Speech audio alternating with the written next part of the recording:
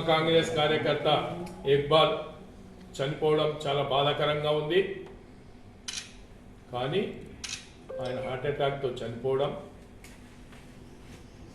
దాన్ని రాద్ధాంతం చేసి కలెక్టర్ ఆఫీస్ ముందు తీసుకెళ్ళి దాన్ని లాభం పొందడానికి ప్రయత్నం చేస్తున్నటువంటి వ్యక్తులు, అది మంచి కాదు.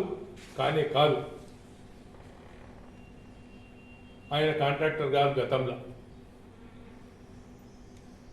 ఆ ఉర్దూ హాల్ కాంట్రాక్టర్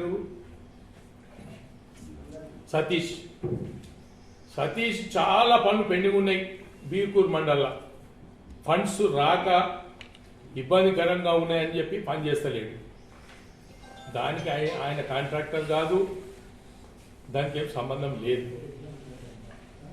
ఎంపీ గారు SGRY వర్క్లో 25 లక్షలు పెట్టడం, ఎంపీ గారు నాకు కూడా చెప్పిండు ఇక్బాల్ చేసుకుంటాడంటే సంతోషం చేసుకొని నేను కూడా ఒక 10 లక్షలు గమనం చెప్పి పెట్టండి అంటే నేను ఒక 10 లక్షలు పెట్టాను.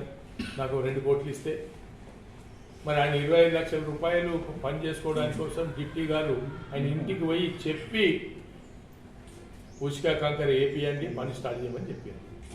ఎక్కడ ఆటంకం లేదు. ఆయన గతంలో పనిచేసి బిల్లు ఆగలే.